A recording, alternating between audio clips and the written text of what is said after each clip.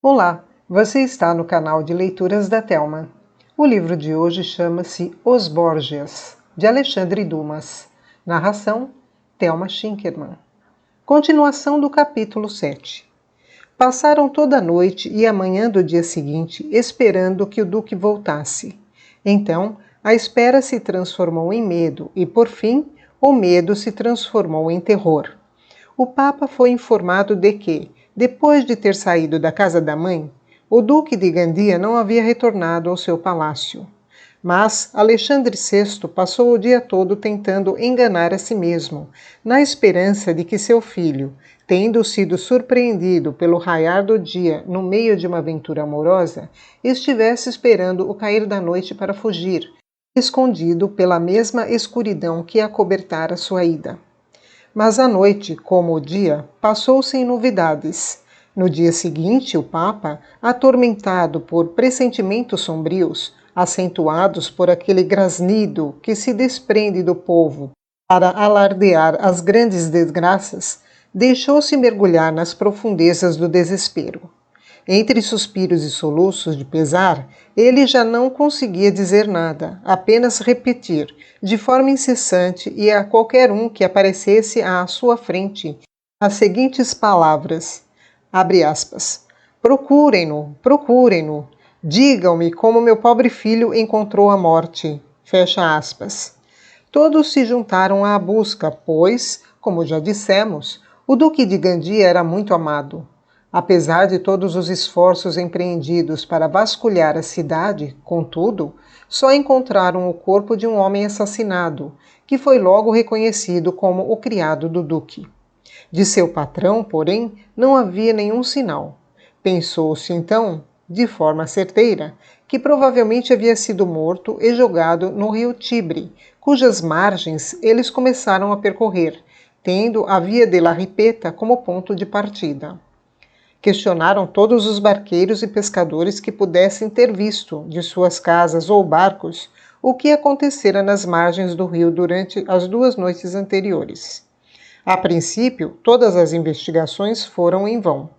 Porém, quando subiram até a Via del Fontanone, encontraram um homem que disse ter visto algo no dia 14 que poderia muito bem ter alguma relação com a investigação em andamento.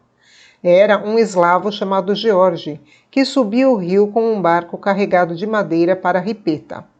Esta foi sua declaração. Senhores, disse ele, depois de ter deixado um carregamento de lenha na margem do rio, na noite de quarta-feira, fiquei no meu barco, descansando e curtindo o ar fresco da noite, enquanto estava de olho para que nenhum ladrão viesse roubar o que eu acabara de descarregar. Então, por volta das 2 da madrugada, vi saindo da estrada à esquerda da igreja de San Girolamo 2 homens a pé, que seguiam pelo meio da rua, olhando em volta com atenção para se certificar de que não passava ninguém por ali. Quando tiveram a certeza de que a estrada estava deserta, voltaram pelo mesmo caminho de onde tinham vindo, de onde saíram 2 outros homens, que tomaram precauções semelhantes para garantir que não havia ninguém nos arredores. Então, como não havia nada a temer, fizeram um sinal para que os companheiros se juntassem a eles. Em seguida, um homem chegou em um cavalo tordilho que carregava no lombo um cadáver, a cabeça e os braços pendendo de um lado e os pés do outro. Os 2 sujeitos que eu tinha visto primeiro seguiam ao lado do cavalo, segurando os braços e as pernas do morto para que ele não desabasse. Os outros 3 se aproximaram do rio, enquanto os 2 primeiros vigiavam a estrada. Então, avançando para o ponto da margem em que os esgotos da cidade desaguam no Tibre, o cavaleiro virou o cavalo para trás, na direção do rio. Os outros 2 agarraram o cadáver, um pelos pés e o outro pelas mãos, balançaram-no 3 vezes e, na terceira, atiraram-no no rio com todas as suas forças. Diante do barulho que o corpo fez ao atingir a água, o cavaleiro perguntou: "Está feito?" E os outros responderam: "Sim, senhor." Então, tornou a virar o cavalo, mas, vendo a capa do morto flutuar na água, perguntou o que era aquela coisa negra nadando por ali. É o manto dele, senhor, respondeu um dos homens. Outro sujeito pegou algumas pedras e correu para jogá-las no manto, fazendo-o afundar. Assim que o manto havia desaparecido por completo, eles partiram. Primeiro caminharam um pouco pela estrada principal e depois pegaram a alameda que leva a San Giacomo. Isso foi tudo o que vi, senhores, e é tudo que posso responder às perguntas que vocês me fizeram.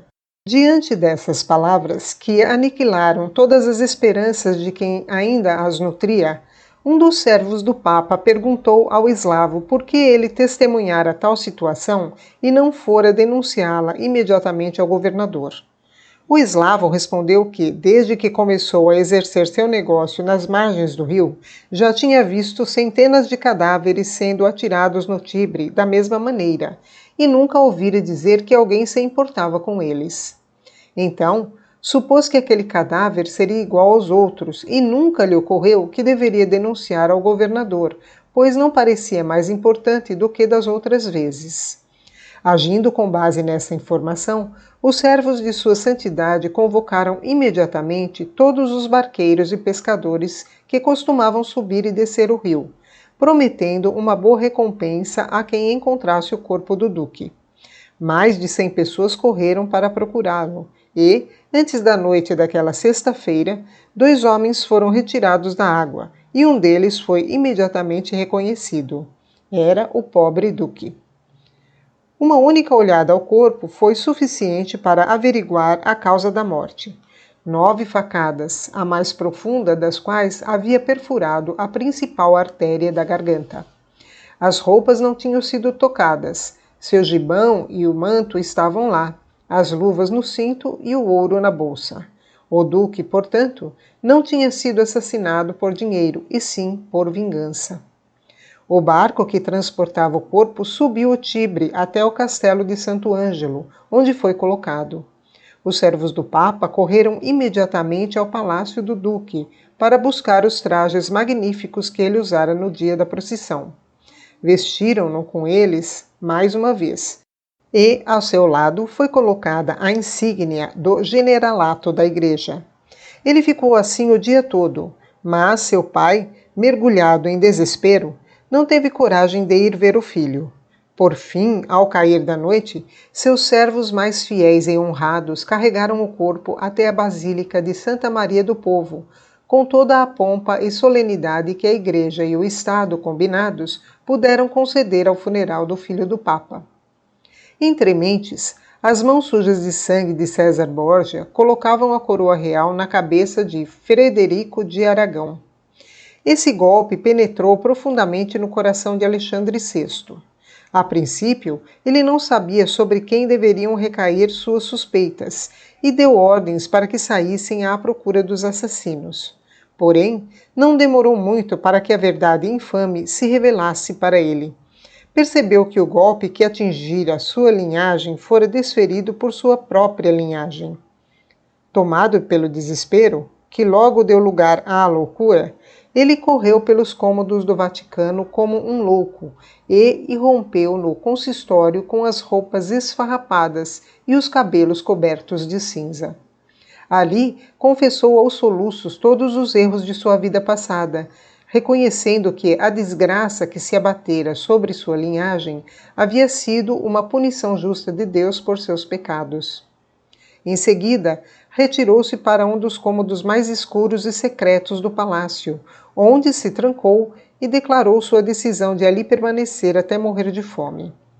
E, de fato, por mais de 60 horas, o Papa não se alimentou nem dormiu, respondendo com as lamúrias de uma dama ou os rugidos de um leão ferido, àqueles que batiam à porta para lhe trazer comida. Nem mesmo a bela Giulia Farnese, sua nova amante, conseguiu convencê-lo de sair de lá, de modo que se viu obrigada a ir atrás de Lucrécia, a filha duplamente amada por Alexandre VI, para pôr fim àquela obstinação que o teria levado à morte. Lucrécia saiu do retiro onde estivera chorando pelo duque de Gandia, para ir consolar o pai. Ao ouvir a voz dela, a porta se abriu, e só então o duque de Segóvia, que passara quase um dia inteiro ajoelhado na soleira da porta, implorando a sua santidade que se animasse, pôde entrar com alguns criados que carregavam vinho e comida. O Papa ficou sozinho com Lucrécia por 3 dias e 3 noites. Depois reapareceu em público, aparentemente calmo, se não resignado. Gil Chiardini nos garante que a filha do Papa o tinha feito entender como seria perigoso para si mesmo demonstrar abertamente ao assassino, que voltava para casa, o amor desmedido que nutria pela vítima.